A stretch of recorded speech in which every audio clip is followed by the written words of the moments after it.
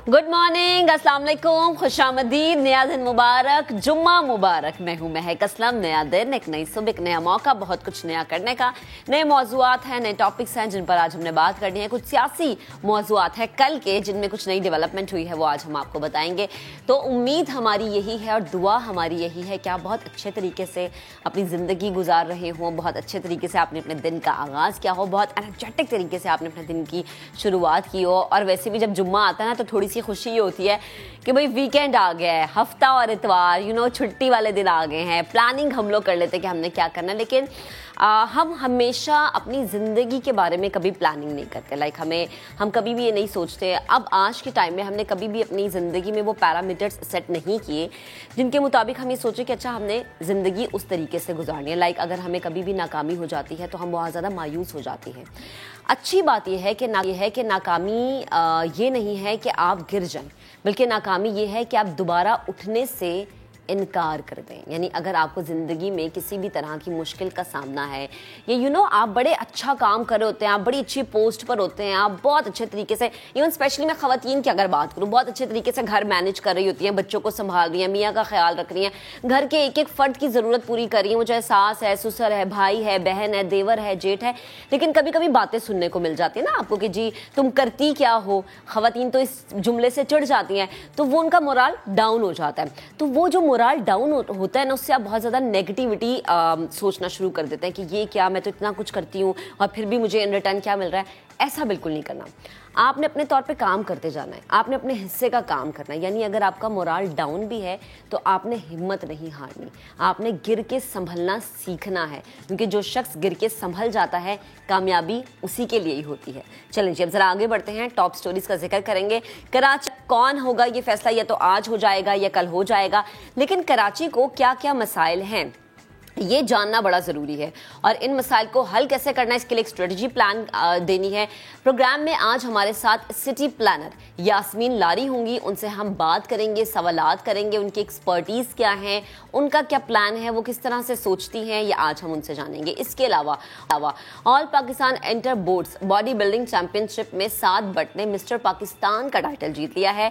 Championship में 40 खिलाड़ियों ने शिरकत की थी। प्रोग्राम में बॉडी बिल्डर 7 बट हमें ज्वाइन करेंगे, उनसे हम जानेंगे कि भाई ये किस तरह से उन्होंने सर अंजाम दिया, क्योंकि हम हमेशा ही कहते हैं इस तरह के बॉडी बिल्डर्स को देखिए कि पता नहीं जी कितना खाते होंगे, बट यकीन करें इनका एक बहुत ज़्यादा सेलेक्टिव डाइट प्लान होता है। तो आज इनसे हम बात करेंगे, जानेंगे। अच्छा जी, इसके अलावा 1 2 नहीं पूरे 9 गोल्ड मेडल्स, 9 गोल्ड मेडल्स, वो भी डेंटल मज़ामीन में।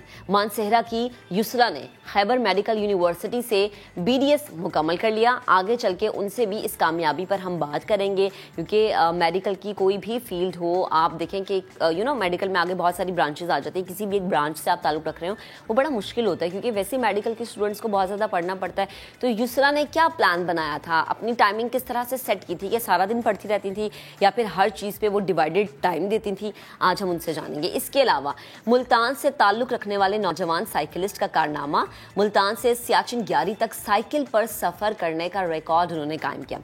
कितने दिन पर मुहित था ये सफ़र, कितने दिनों में मुकम्मल किया, रास्ते में क्या क्या मुश्किलात थी, कौन कौन से चैलेंजेस थे जो कि उन्होंने फेस किए, आज हम प्रोग्राम में इस पर डिटेल में बात करेंगे। अच्छा जी, इसके अलावा और भी बहुत सारी खबरें हैं। छक्के चौके लगेंगे, PSL फिर से रंग जमाने को तैयार है। 13 फरवरी को मुल्तान से आगाज़ होगा, 34 मैचेस खेले जाएंगे। रावलपिंडी सबसे ज़्यादा 11 मैचेस की मेज़बानी करेगा और फाइनल 19 मार्च को गालिबन लाहौर में होने का इम्कान है। सो लेट्स सी के क्या जगह डिसाइड होती है। तो जब भी PSL की बात होती है तो मुझे हमेशा से याद आ जाता है कि मैं हमेशा हर साल टिकटों को रोती रहती हूँ। मुझे टिकटें ही नहीं मिलती PSL का मैच देखने की, चाहे वो लाहौर में या कराची में, या तो स्टेडियम फुल होता है या टिकट्स मिलती है बिल्कुल आखिरी वाले इंक्लोयर की, तो वो तो ज़ाहिर है मज़ा भी नहीं आता वहाँ पर मैच देखने का।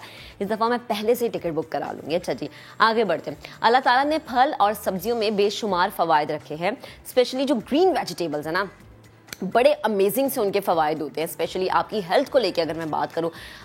जो ग्रीन वेजिटेबल्स हैं वो आपकी हेल्थ के लिए बड़ी अच्छी होती हैं। हमने अपने प्रोग्राम में इस पर बात की थी, आज आपको दिखाएंगे क्योंकि हमने रिकॉर्ड किया था ये सेगमेंट, हम आपको दिखाएंगे जी कि किस तरह से ग्रीन वेजिटेबल्स आपके लिए हेल्दी होती हैं। फल और सब्जियाँ उस वक्त हमें फ़ायदा देती हैं जो वो बिल्कुल खालिस हों, लेकिन हमारे मुल्क में गटर और जहरीले पानी से सब्जियों की काश्त की जाती है। शहरियों की सेहत दांव पर लगी होती है। ये सब्जियां कितनी मुज़र सेहत हैं, कितनी जहरीली हैं, क्योंकि जाहिर है जब गंदा पानी उनको दिया जाएगा और उसी गंदे पानी में वो उगेंगी, वो गटर का पानी हो या फिर वो सीवरेज का पानी हो, तो वो सब्जी आपके लिए सेहत बख्श कैसे हो सकती है। इस पर आज हम प्रोग्राम में डिटेल में बात करेंगे। आगे बढ़ते हैं। अल्लाह के नेक बंदों के मज़ारात पाकिस्तान ही नहीं बल्कि दुनिया भर में मौजूद है। स्पेशली अगर मैं टर्की की बात करूँ, ईरान की बात करूँ, इराक़ की बात करूँ, हर जगह मज़ारात हैं। आज हम प्रोग्राम में स्पेशली कराची और मुल्तान, जिसे कहा जाता है औलिया कराम की सरजमीन, वहाँ पर जो मज़ारात मौजूद है उस पर एक रिपोर्ट है, वो आज हम आपको दिखाएंगे। सो बहुत सारे टॉपिक्स हैं, रिपोर्ट्स हैं जो कि आज हमने आपको दिखानी है, बहुत सारी चीज़ों पर डिस्कशन करनी है। लेकिन सबसे पहले हम बात करेंगे पाकिस्तान का सबसे बड़ा शहर, मुआशी हब कराची, जिसके मसले बहुत ज़्यादा बड़े हैं। कराची में बल्दियाती इंतखाबात के बाद आवाम को नए मेयर का इंतज़ार है। साथ ही कराची वाले मुंतज़िर हैं कि शायद अब नई बल्दियाती हुकूमत जो है वो उनके मसले हल करे, शहर की किस्मत बदले, इंफ्रास्ट्रक्चर बेहतर होगा। ये मैं उम्मीदें बता रही हूँ जो उम्मीदें हैं लोगों को। टूटी सड़कें सही हालत में नजर आएंगी, सीवरेज का जो बोसीदा निज़ाम है और जो साफ पानी की फराहमी है वो मुमकिन हो सकेगी। लेकिन सवाल ये पैदा होता है कि क्या वाकई ये सब इतना आसान है? क्या वाकई ये जो भी नया मेयर आएगा, वो पीपल्स पार्टी से हो, वो जमात इस्लामी से हो, वो तहरीक इंसाफ से हो, वो बड़े अच्छे तरीके से इन चैलेंजेस का सामना कर सकता है? कराची किस तरह से तरक्की की राह पर गामजन हो सकता है, ये बड़ा ज़रूरी है। इस पर हम बात करें और इसी पर बात करने के लिए सिटी प्लानर यास्मीन लारी साहिबा ने हमें ज्वाइन कर लिया, उन्हें शामिल गुफ्तगू करते हैं। यास्मीन साहिबा, बेहद शुक्रिया वक्त देने के लिए। Good morning. बज़ाहिर कराची एक तरक्की याफ्ता शहर लगता है, मईशत का हब भी है, आबादी भी मुसलसल इसकी बढ़ रही है, लेकिन चूंकि आबादी बढ़ रही है तो फिर मसाइल भी बहुत ज़्यादा संगीन होते जा रहे हैं, मसाइल भी बढ़ रहे हैं। आपके नज़दीक शहर को तरक्की याफ्ता बनाने के लिए किन मसाइल का फौरी हल ज़रूरी है? आबादी तो बढ़ती जाएगी, आबादी को आप रोक नहीं सकते हैं, लेकिन जो कच्ची आबादियां हैं उनमें कोई किसी तरह की कोई तवज्जो नहीं है, कुछ उनको सर्विसेज नहीं मिल रही हैं, उनके साथ मिलके कोई काम नहीं कर रहा है। कोई इतना बड़ा मुश्किल काम नहीं है, बेचारे जिस तरह से रह रहे हैं उन्हें बहुत ही मामूली चीज़ों की ज़रूरत है कि पानी मिल जाए, बिजली मिल जाए। अगर उनको वो नहीं मिलती तो फिर कम से कम सोलर पैनल ही लगा दें, इतना तो लगा दें कि रात के वक्त में लोग कुछ ना कुछ कर सकें। और सबसे बड़ी बात है कि जो मुआशी हालत है उसमें सबके लिए ज़रूरी है कि कोई ना कोई काम वो करें। और यहाँ पे एंटरप्रेन्योरशिप बहुत ज़्यादा है कराची में, सब लोग चाहते हैं कि चीज़ें खुद से करें। कोई ज़रूरी नहीं कि वो हुकूमत की नौकरी ढूंढ रहे हो, तो उनके लिए क्यों नहीं हम ऐसे वसाइल पैदा करते कि खुद अपना वो काम करें और उनकी बिक्री भी वहीं पर हो और वो अपना जो सामान है उनका वहीं बेच सकें। इस पर बहुत ज़्यादा तवज्जो की ज़रूरत है। लेकिन जो एक बड़ा मसला है वो ये है कि जो हमारा शहर है उसमें what we call urban blight. Urban blight का मतलब ये है कि कोई तवज्जो नहीं है, गंदगी फैली हुई है, चीज़ें टूटी हुई हैं और कोई तरीका नहीं होता कि कोई इदारा काम करे। अच्छा। तो मेरा कहना ये है कि जब इदारे अगर इतने कमज़ोर हो गए हैं तो लोगों को हम क्यों ना फाल करें कि वो खुद चीज़ें करना शुरू करें। सही। अगर आप देखेंगे जो मैंने राहगुजर बनाई है वहाँ डेंसो हॉल के पीछे, वहाँ हालांकि कोई पहले तवज्जो नहीं देता था, लेकिन अब जब हालत वहाँ मैंने अच्छी कर दी, वहाँ दरख्त लगा दिए, माहौल बेहतर हो गया, तो अब सब लोग उसका ख्याल कर रहे हैं। हमें शहर के लिए पॉकेट्स में ओनरशिप डेवलप करनी है। अच्छा। कि हर कोई ये समझे कि ये हमारी चीज है, इसको संभालना है। लेकिन इसके लिए हमें जरूरत है कि हमें लीडरशिप ऐसी मिले जो लोगों से कहे आप भी बीच में शामिल हो। अच्छा। उनको किसी से फैसिलिटेट करें कि लोग मिलकर अपनी चीजें बेहतर कर सकें। अगर हम ये नहीं करेंगे तो शायद और बद से बदतर होता चला जाएगा। और एक बात मैं और भी कहना चाहती हूँ कि जो हमारी तारीखी इमारतें हैं वो तमाम तबाह की जा रही हैं, उनको तोड़ा जा रहा है, उनको एक लीगल प्रोटेक्शन दी गई है कि आप अंदर से तोड़ें और अंदर आप नई नई बिल्डिंग्स 35 मंजिला बना दें। अच्छा। आप कटरक मेंशन को देखें, आप ग्रैंडिस बैंक को देखें, ना हमारे पास सड़कों पे जगह है ट्रैफिक की, ना हमारे पास पानी है, ना हमारे पास स्नॉकल्स हैं कि वो अगर आग लग जाए तो कैसे करेंगे। ये इजाजतें क्यों मिल रही हैं? और आप तबाह जो कर रहे हैं, जो भी लोग इजाजतें दे रहे हैं, जो एडवाइजरी कमेटी है वो इजाजत दे रही है, हुकूमत दे रही है, जो भी लोग दे रहे हैं वो ऐसा क्यों कर रहे हैं? शहर की तबाही इससे तो बिल्कुल ही यकीनी बात है ना कि होगी। तो सवाल ये कि बात को बढ़ा ٹھیک. اچھا یاسمین صاحبہ، ہم اکثر ہی سنتے ہیں کہ بلدیاتی حکومت کو بااختیار بنا دیں تو کراچی بدل جائے گا. کیا میئر کے اختیارات شہر کو بدل سکتے ہیں، یا جو سالوں کا بوسیدہ نظام ہے جن میں سیوریج ہو گئی، سڑکیں ہو گئی، پانی کی پرانی لائنیں ہو گئی، یہ سارے فہرست ہیں، ان کی تبدیلی کے بغیر شہر کی حالت بدلنا کیا ممکن ہے؟ میرا خیال یہ کہ ہمیں اب دیکھیے، اب جو باتیں ہیں وہ اب سب کے سامنے آیا ہیں. Climate change is a reality. ہم کہ تباہیاں آئیں گی اور بھی زیادہ، فلڈنگ ہوگی اور بھی زیادہ. پہلے تو میں یہ چاہتی ہوں کہ کنکریٹ کا استعمال بالکل کم سے کم کیا جائے. دیکھیے جو پانی، جو ہم کہتے ہیں نا کہ نالوں میں پانی ڈالو پھر ہم اس کو سمندر میں پھینکنا چاہتے ہیں، اس کا تو وہ تو حل ہے ہی نہیں نا. اگر آپ راگزر پہ جا کے دیکھیں، جو ڈینسوال راگزر ہے اس میں کوئی کنکریٹ کا استعمال نہیں ہے اور وہاں کوئی فلڈنگ نہیں ہوئی ہے، کیونکہ طریقے ایسے کیے ہیں. وہاں بھی پرانی بوسیدہ چیزیں تھیں، وہاں کا سیوریج سسٹم بھی گڑبڑ ہے، وہاں پہ پانی کی نکاسی کا بھی انتظام نہیں ہے. لیکن یہ کہ جو طریقے میں نے کیے ہیں وہ لوکل کیے ہیں. مثلا وہاں پہ ہم نے ویلز بنا دیے، ایکوافر ویلز، اس کے اندر بے انتہا پانی بارش کا گیا ہے. میں نے پیومنٹس بنائی ہیں جو کہ ٹیراکوٹا کی ہیں، کوئی کانکریٹ کا استعمال نہیں ہے، کیونکہ ورنہ کانکریٹ میں پانی بالکل اندر جذب ہوتا ہی نہیں ہے. لہٰذا ہمیں چاہیے ہم بدلیں جس طرح سے ہم سوچ رہے ہیں، اور ہر جگہ کو لوکلائز کر کے کریں کہ پانی جو ہے زیادہ تر زمین کے اندر جائے. اور اگر آپ دیکھیں تو وہاں پہ ہمارے درخت اتنے سیراب ہو گئے ہیں، اتنے جلدی بڑھ گئے ہیں، کیونکہ پانی کو ہم نے بالکل ضائع نہیں کیا. وہ سارا پانی وہیں جا رہا ہے اسی جگہ پہ، اور یہی ہمیں کرنا پڑے گا شہر کے اندر. تو ہمیں سنبھالیں تاکہ جو تباہی آتی ہے اربن فلڈنگ سے، آپ کو پتہ ہے کتنی زیادہ ڈسٹرکشن ہوتی ہے، سڑکیں دوبارہ خراب ہوتی ہیں، پراپرٹیز جو ہیں وہ افیکٹ ہو جاتی ہیں، ہیریٹیج بلڈنگز تباہی ہو جاتی ہے. تو ہمیں دیکھنا پڑے گا، اور یہ بڑے آرام سے ہو سکتا ہے. اس میں کوئی زیادہ نہ تو ضرورت ہے فنڈنگ کی، نہ کوئی زیادہ اور کوئی چیز ہے. اس میں بڑے آرام سے لوکلائز طریقے سے ہم اس کو ہینڈل کر سکتے ہیں. تو ایک تو اربن فلڈنگ یاسمین صاحبہ بہت شکریہ، آپ نے وقت دیا، گفتگو کر رہی تھی.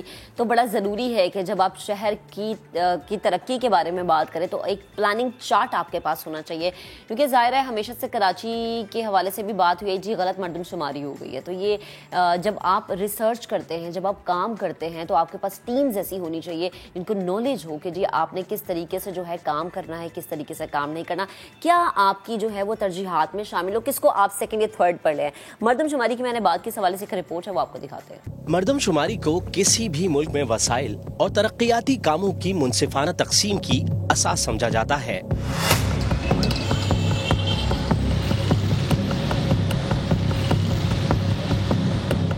ماہرین کا دعویٰ ہے کہ پاکستان میں مردم شماری ہمیشہ سیاسی بنیادوں پر ہوئی. ملک کا سب سے بڑا شہر کراچی اس کی ایک بڑی مثال ہے، جہاں مبینہ طور پر کچھ علاقوں کی آبادی کو کم دکھایا گیا. ادارہ شماریات کے مطابق 2022 کی مردم شماری میں ڈیٹا ٹیبلٹ کے ذریعے حاصل کیا جائے گا. ٹیبلٹس، جی پی ایس اور سیٹلائٹ امیجری ایٹسیکٹرا ایٹسیکٹرا، اگر مجھ سے کروائیں گے میں شاید بہت ایمانداری سے آپ کو کر کے دے دوں، کیونکہ میرا اس شہر میں اسٹیک ہے. ادارہ شماریات کے مطابق سیٹلائٹ امیج کی بنیاد پر کوارڈینیٹ کے ذریعے ڈیٹا کی چیکنگ کی جائے گی. ڈیٹا گوگل ارتھ کا فراہم کردہ ہوگا. تو ڈیجیٹل سینسس اس وقت بھی جو پائلٹ انہوں نے کیا ہے ابھی، یعنی کہ فنڈ لے کے، تو وہ بھی ایک ناکامی کا شکار ہے. گوادر میں بھی ان کو وہ ریزلٹس نہیں ملے اور کراچی میں بھی نہیں ملے. اس وقت ہمارے پاس اس حوالے سے سب سے بہتر جو ڈیفینیشن ہے وہ ہے نادرا کی، کہ جو ایک شادی شدہ جوڑا ہے اسے ایک فیملی کنسیڈر کرتے ہیں. اگر مردم شماری کے اندر بھی گھرانے کی تعریف یہی ہو جائے تو یقین جانیے کہ ہمارا جو مینول ڈیٹا ہے وہ کافی حد تک نادرا کے جو ہے وہ گھرانے کے ڈیٹا سے میچ کر جائے گا، جس سے لوگوں کا جو ٹرسٹ ڈیفیسٹ ہے مردم شماری کے حوالے سے اس میں کمی آئے گی. ماہرین کہتے ہیں جب پچھلی غلطیوں کو درست نہیں کیا گیا تو 2022 کی نئی مردم شماری کو کن بنیادوں پر قبول کیا جائے گا. یہی وجہ ہے کہ پاکستان میں مردم شماری کی شفافیت پر ہمیشہ ایک سوالیہ نشان موجود رہتا ہے. کیمرہ مین فیصل کے ساتھ ندیم جعفر، سما، کراچی. اچھا جی آگے بڑھتے ہیں. کراچی میں اگلے ماہ نیا میئر اپنی ذمہ داریاں سنبھالے گا لیکن فنڈز اور اختیارات نہ ہونے سے اسے مسائل کا سامنا کرنا پڑ سکتا ہے.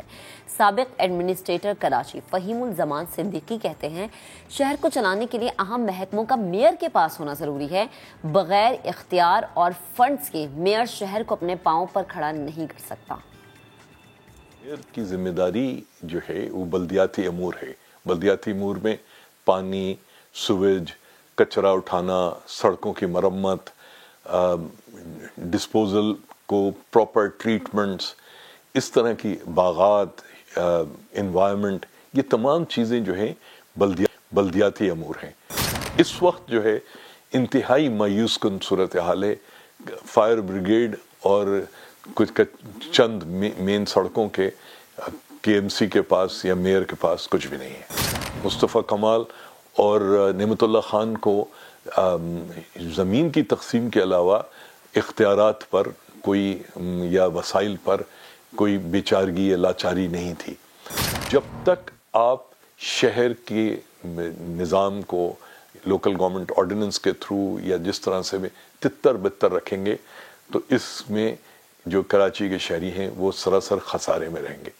آج جو ہے کراچی شہر جو ہے صرف اور صرف سونے کی انڈا دینے والی مرغی ہے جس کو ہر الٹی چھری سے کاٹنا چاہتا ہے. یہ نہیں سوچتا کہ اگر مرغی نہیں بچے گی تو انڈا کہاں سے آئے گا. اب ذرا آگے بڑھتے ہیں. آپ کو بتائیں کہ لاہور بورڈ کے ساتھ بٹ نے مسٹر پاکستان کا ٹائٹل اپنے نام کر لیا ہے. All Pakistan inter boards body building championship Lahore board کے زیر اہتمام پنجاب کالج کے جمنیزیم میں منعقد ہوئی. چیمپئن شپ میں پاکستان بھر سے 40 کھلاڑیوں نے شرکت کی تھی. مسٹر پاکستان سعد بٹ اور ان کے ٹرینر عامر گجر اس وقت ہمیں لاہور اسٹوڈیوز میں جوائن کر چکے ہیں. شامل گفتگو کرتے. السلام علیکم سعد. السلام علیکم عامر. Good morning. سعد سب سے پہلے تو گفتگو کا آغاز میں آپ سے کرتی ہوں. بہت مبارک ہو, بڑا اچھا آپ نے کام کیا اور بڑا زبردست. اسپیشلی میں یہ کہتی ہوں کہ وہ ہمارے ینگسٹرز جو کہ سوشل میڈیا یا ڈفرینٹ اس طرح کے پلیٹ فارمز یوز کرتے ہوئے ڈفرینٹ ایکٹیویٹیز میں انوالو ہیں جبکہ انہیں اپنے اوپر توجہ دینی چاہیے, ان کے لیے آپ نے بڑی ایک ایگزامپل سیٹ کی ہے. تو پلیز اپنے سفر کا آغاز مجھے بتائے گا کہ یہ اس طرف دھیان کیسے گیا, یہ شروع سے شوق تھا باڈی شوڈی بنانے کا؟ سب سے پہلے میں اپنے اللہ کا بہت بہت زیادہ شکر گزار ہوں اور اپنے والدین کا اور میرے ٹرینر عامر گجر جنہوں نے میرے پہ اتنی زیادہ محنت کی, اتنا ہارڈ ورک کیا. تو شوق مجھے کافی دیر سے تھا. ماشاءاللہ سے مجھے 6 سال ہو گئے ہیں ٹریننگ کرتے ہوئے اور کمپیٹ فیلڈ میں مجھے ابھی 2 سال ہوئے ہیں. اور ماشاءاللہ سے ان 2 سالوں میں میں نے 6 ٹائٹل اپنے نام کیے ہیں. اچھا ماشاءاللہ. تو یہ مجھے بتائیں ذرا ساتھ کہ پورے پاکستان سے کیا شرکت ہوئی تھی؟ جی بالکل, پورے پاکستان سے آئے تھے. KPK سے آئے تھے, سوات سے آئے تھے, گجرانوالہ, اچھا فیصل آباد. اچھا عامر صاحب آپ مجھے بتائیں کہ آپ تو ٹرینر ہے نا, آپ نے تو بچے کو تیار کیا, تو وہ کتنے لوگ تھے جو کہ جن کو آپ ٹریننگ دے رہے تھے؟ اور ماشاءاللہ سے آپ کے لیے تو بڑی فخر کی بات ہے کہ جن کو آپ ٹریننگ دے رہے ہیں انہی میں سے ایک بچہ جو ہے وہ سب پہ حاوی نظر آیا. جی الحمدللہ, اللہ کا شکر ہے. میں 3 سال سے لڑکوں کو ٹریننگ دے رہا ہوں اور اللہ کا خاص مجھ پہ کرم ہے. میں سمجھتا ہوں کہ میرے 3-4 لڑکے جو ہیں وہ مسٹر لاہور ہو چکے ہیں. یہ فرسٹ اسٹوڈنٹ میرا یہ ہے جو مسٹر پاکستان بورڈ لیول تک پہنچ چکا ہے. اچھا. اور وہاں پہ بالکل KPK سے, دوسرا بلوچستان سے, اور تیسرا جو تھا وہ کیا نام ہے, یہ چھوٹے چھوٹے جو شہر ہوتے ہیں گجرانوالہ, فیصل آباد, اس کے علاوہ کچھ اور شہر بھی تھے جہاں سے پوری ٹیمیں بن کے آتی ہیں.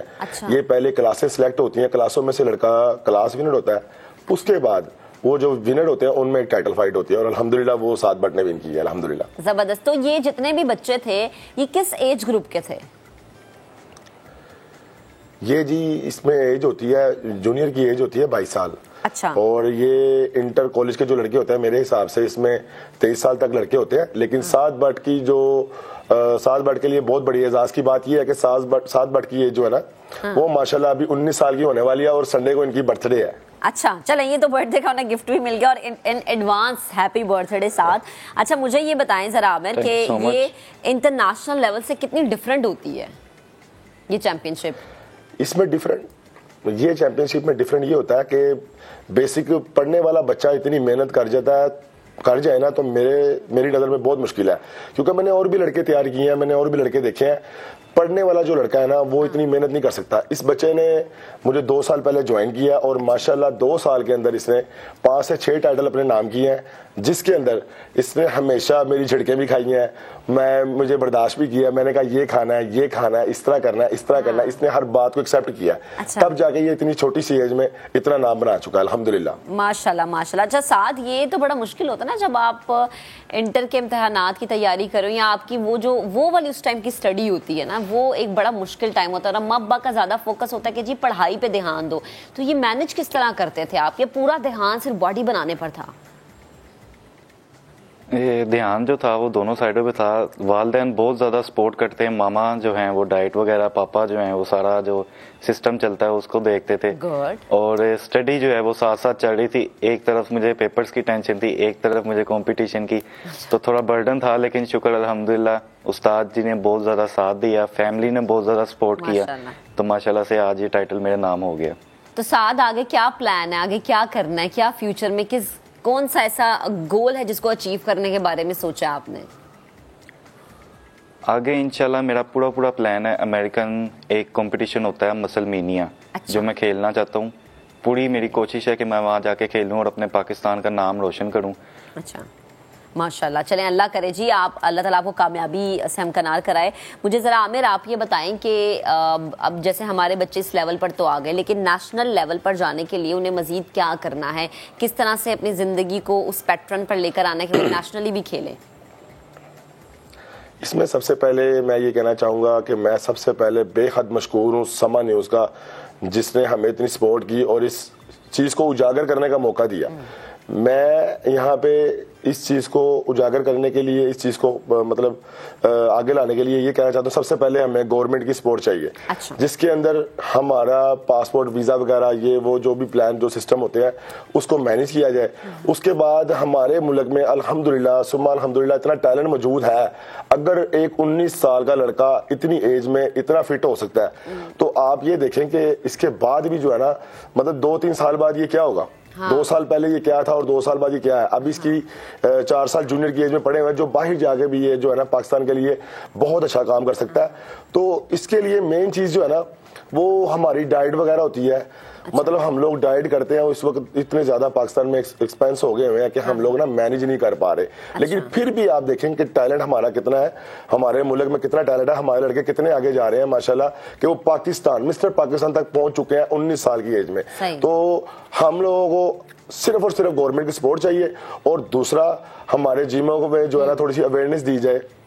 ہمارے جیموں میں آ کے اس طرح کے ایونٹ کیے جائیں, جس طرح آپ یہ سما نیوز ہمیں پروموٹ کر رہا ہے, اس طرح کے ایونٹ کیے جائیں تاکہ لوگوں کا شوق مزید آگے بڑھے. بالکل بالکل عامر, آپ یہ بالکل بات درست کہہ رہے ہیں. اویئرنیس ہونا بڑا ضروری ہے. بہت شکریہ آپ کا بھی, سعد آپ کا بھی, اور ساتھ گڈ لک آگے آنے والے جو بھی آپ کے لیے. اویئرنیس ہونا بڑا ضروری ہے, اس لیے ہم نے سوچا کہ آج اپنے پلیٹ فارم سے لوگوں تک یہ پہنچائیں کہ اپنے بچوں کو اس طرح کی ایکٹیویٹیز میں انوالو آپ کروائیں. آپ کے بچے پورا دن لیپ ٹاپ یا موبائل یوز کرتے رہتے ہیں, انٹرنیٹ فیس بک پہ نہ جانے کن کن ایکٹیویٹیز میں وہ انوالو ہوتے ہیں, والدین کو تو کبھی پتہ بھی نہیں ہوتا. اس سے بہتر ہے کہ والدین بچوں کو ان چیزوں کے لیے ان کو انکریج کریں کہ وہ آئیں اور اس طرح کی چیزوں میں انوالو. اب آگے بڑھتے ہیں. خیبر میڈیکل یونیورسٹی کے سالانہ کانوکیشن نے BDS کی فارغ التحصیل طالبہ نے 9 گولڈ میڈل حاصل کر کے میدان لوٹ لیا. جی ہاں, 9 گولڈ میڈلز اپنے نام کیے. والدین بھی بیٹی کی کامیابی پر خوش ہیں. پہلے پشاور سے عبد الرحمان کی رپورٹ آپ کو دکھاتے ہیں, پھر ان کامیاب طالبہ جو ہے ان سے بات کریں گے. 1-2 نہیں, پورے 9 گولڈ میڈل, وہ بھی ڈینٹل مضامین میں. مانسہرہ کی یسرا نے خیبر میڈیکل یونیورسٹی سے BDS مکمل کر لیا. ہونہار طالبہ نے اپنی کامیابی پر والد کو میڈل پہنوا کر خراج تحسین پیش کیا. میرے پیرنٹس کے نام, انہوں نے بہت محنت کی ہے, مجھے یہاں تک لے کے آئے ہیں, اور انہی کا سارا کردار ہے اس میں, مجھے اتنا اس قابل بنایا ہے کہ میں یہاں تک پہنچوں. والدین بھی بیٹی کی نمایاں کامیابی پر خوشی سے نہال. یہ اس کی اپنی محنت ہے اور اس کے اساتذہ کی محنت ہے, اور ہماری مارل سپورٹ تھی اس کو, تو باقی اس کی اپنی محنت, اللہ نے اس کو سنور دیا. بچیوں کو کوئی باہر نہیں چھوڑتا, لیکن اس نے ہمیں فخر سے ہمارا سر بلند کیا, عزت سے پڑھا ہے اس نے, اس کو شوق تھا, بس ہم لوگوں نے بھی ادھر چھوڑ دیا. سالانہ کانوکیشن میں पाक आर्मी की सर्जन जनरल डॉक्टर निगार जौहर को लाइफ टाइम अचीवमेंट अवार्ड से नवाजा गया, जबकि 228 तलबा को MBBS और BDS की डिग्रियां दी गईं। कैमरामैन ज़काउल्लाह के साथ अब्दुर्रहमान समा, पेशावर। जबरदस्त जी। युसरा इस वक्त हमारे साथ मौजूद है। अस्सलाम वालेकुम युसरा, गुड मॉर्निंग, बहुत मुबारक हो आपको, कैसी हैं आप? वालेकुम सलाम, शुक्र अल्लाह का, मैं ठीक ठाक। युसरा, आप जैसी जो स्टूडेंट्स होती हैं वो यकीन करें हमारी सोसाइटी के लिए काबिल फ़ख्र हैं। आप जैसी स्टूडेंट्स बाकी जितने भी माँ बाप हैं ना, उनके लिए एक मैसेज है कि बेटियां बहुत कुछ कर सकती हैं, लड़कियां बहुत कुछ कर सकती हैं। किस तरह मुमकिन किया आपने इतना मुश्किल चैलेंज? यकीनन मेडिकल के स्टूडेंट्स को रहता है पढ़ना, फिर इसके अलावा दीगर चीज़ें भी मैनेज करना, आपने किस तरह से सब कुछ मैनेज किया? बस मुझे बहुत शौक था बचपन से ही डेंटिस्ट बनने का, और मेरे पेरेंट्स और असातिज़ा और मेरे हस्बैंड इन लॉज इन सब का मेरे साथ बहुत ज़्यादा सपोर्ट रहा है। तो जब घर वालों का आपको इतना सपोर्ट हो तो आपका भी दिल करता है कि आप पूरी मेहनत से इसमें कोशिश करें। तो मैंने बस यही किया है, और फिर अल्लाह का भी बहुत शुक्र है कि मुझे इतनी ज़्यादा इज्जत से उन्होंने नवाजा है। यू नो, आपके लिए बड़ी फ़ख्र की बात होती है कि आपके लॉज या आपके हस्बैंड बहुत ज़्यादा सपोर्टिव हो, आप फिर बहुत कुछ कर सकते हैं। अच्छा युसरा, ये 9 गोल्ड मेडल्स वाली जो कहानी है, मुझे बताइए डिफरेंट कैटेगरीज में आपने जो गोल्ड मेडल लिए, ये क्या है? ये 9 गोल्ड मेडल्स जो हैं, ये मुझे एक फर्स्ट हमारे 4 प्रॉफ्स होते हैं। अच्छा। तो फर्स्ट प्रॉफ में मैंने टॉप किया था, सेकंड प्रॉफ में टॉप किया है, और इसके अलावा मुझे सब्जेक्ट वाइज फिर ये मिले हैं।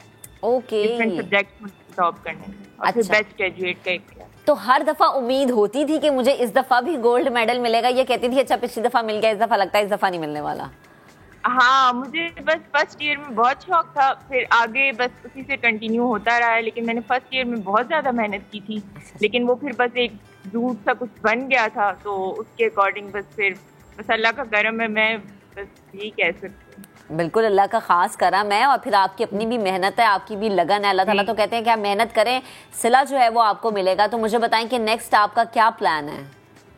अभी तो मेरा ये प्लान है कि हाउस जॉब मैं कर रही हूँ। अच्छा। और उसके बाद मैं अपने गांव में जाकर सहूलियात ये फ्राहम करना चाहती हूँ। क्योंकि वहाँ पर लोगों के पास बिल्कुल डेंटिस्ट्री की कोई ख़ास सहूलत वहाँ मौजूद नहीं है, मतलब उनको शहर जाना पड़ता है इतना ज़्यादा इलाज करवाने के लिए। तो मेरा पहला यही मकसद है कि मैं वहाँ पर जाके कुछ प्रैक्टिस कर सकूँ। इट्स वेरी गुड कि आप अपने लोगों का पहले सोचें। तो युसरा, मुझे ये बताएं कि आपके बच्चे हैं? नहीं, मेरी अभी शादी हुई है, अभी 1 साल भी नहीं हुआ। अच्छा, 1 साल भी नहीं। तो मुझे बताएं कि आप किस तरह मैनेज करते हैं, क्योंकि जाहिर है अब तो 2 फैमिलीज हो गई, एक अम्मी का घर, एक ससुराल, फिर मियाँ की भी जिम्मेदारियां हो जाती हैं, फिर स्टडीज भी इतनी मुश्किल होती है। तो आपने सब कुछ किस तरह मैनेज किया? असल में मुझ पर बिल्कुल बोझ ही नहीं डाला हुआ। मेरे इन-लॉज माशाल्लाह से बहुत अच्छे हैं, बहुत सपोर्टिव हैं, हस्बैंड भी मेरे बहुत अच्छे हैं। वो लोग बस मुझे यही कहते रहे कि तुमने इतनी मेहनत की है पहले भी, और अब हम तुम्हें क्यों रोकेंगे, अब तुम बस अपना जो भी तुम्हारा दिल करता है वो तुम वो करो, और बस हम तुम्हारे साथ हैं। तो लोग मुझे बहुत सपोर्ट करते हैं। सही। तो बुशरा, क्या आपने ये सोचा कि आप बाहर के मुल्क जाएं हायर स्टडीज़ के लिए? इसके बारे में कोई प्लानिंग किया आपने? इंशाल्लाह अगर मुझे कोई मौका मिलेगा तो मैं ज़रूर बाहर भी जाने की कोशिश करूँगी। सही, ठीक है। फिलहाल मेरा ये है कि मैं अपने गाँव में करूँ। चले युसरा, अल्लाह ताला आपको बड़ी कामयाबी से नवाजे। और आपका जो प्लान है ना कि आपने सबसे पहले उस एरिया पर इस तरह की कोई सहूलत ही नहीं है, बड़ी नेक नियत है आपकी। बेहद शुक्रिया, आप हमारे साथ मौजूद थी, गुफ्तगू कर रही थी। एक ब्रेक लेते हैं, ब्रेक के बाद दोबारा हाजिर होंगे और बातें आपके साथ करेंगे, लेकिन ब्रेक के बाद stay with us. Welcome back once again. अब बात करते हैं कोयटा की, जहां आजकल यख बस्ता हवाओं ने डेरे जमा लिए हैं। खून जमा देने वाली सर्दी है, शहर की सड़कें सुनसान है, लेकिन फूड स्ट्रीट्स की रौनकें बढ़ चुकी हैं। इजाफा हो गया है इन रौनकों में, क्योंकि ठंडे ठंडे मौसम में कोयटा वाले लजीज और चटपटे पकवानों से लुत्फ अंदोज होने के लिए इन गलियों का, इन बाज़ारों का रुख कर रहे हैं। कैसा है यहाँ पे माहौल कैसा है, लोग किस तरह से एंजॉय करते हैं, नूरुल आरफीन अपनी रिपोर्ट में बता रहे हैं।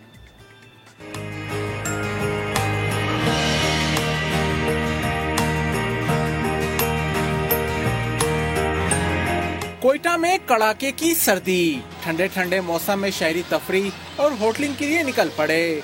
शहर की फूड स्ट्रीट की रौनक उरूज पर पहुंच गई। किसी ने मसालेदार फिश फ्राई पर हाथ साफ किए तो कोई नमकीन सब्जी और गर्मा गर्म पाए खरीदता नजर आया। टेम्परेचर है वो माइनस में जा रहा है, तो यहाँ पाए खाने आए हैं और घर भी ले जाना है, ठीक है, तो सर्दी का असरात खत्म करने के लिए। ठंडे ठंडे मौसम में गर्मा गर्म पाए का कारोबार बढ़ने पर होटल मालकान भी खुश हैं। ये 3 देख पाया हम लोगों ने तैयार किया तो माशाल्लाह ये जो है 3 देख पाया जो है सर देखो चुका है 3-1.5 घंटे के अंदर सर। मसालेदार गर्मा गर्म फिश ने भी खुश खुराक अफराद की भूख मजीद बढ़ा दी। तो कोटा में सर्दी बिस्बत लुलाई से बहुत ज्यादा है, तो आज मैं दोस्तों के साथ ये मछली खा रहा हूँ फ्रेश, तो बहुत मजा आ रहा है। शायरी कहते हैं मछली सारा साल ही अच्छी लगती है, लेकिन सख्त सर्दी में मसालेदार फ्राई फिश का कोई जवाब नहीं। ठंडा इलाका है, इसमें ज्यादातर जो है ना मछली ज्यादा शौक से खाते हैं, और इन दिनों में तो कुछ ज्यादा ये अच्छी मतलब लगती है।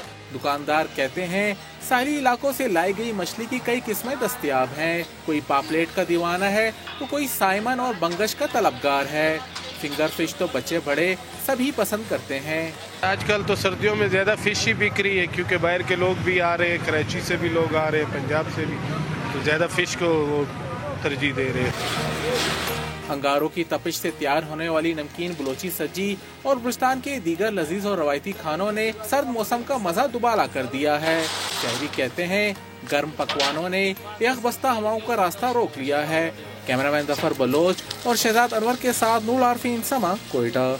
वैसे तो आप कोयटा में हो या मुल्क के किसी भी हिस्से में हो, इतनी सर्दी है कि हर कोई एंजॉय कर रहा है। गर्म पकवानों से, सूप से, कॉफ़ी से, जो जिसको अच्छा लग रहा है वो अपनी डिश, अपनी टेबल उससे सजा रहा है। हम लेते हैं ब्रेक के बाद दोबारा हाजिर होंगे, आप साथ रहिएगा।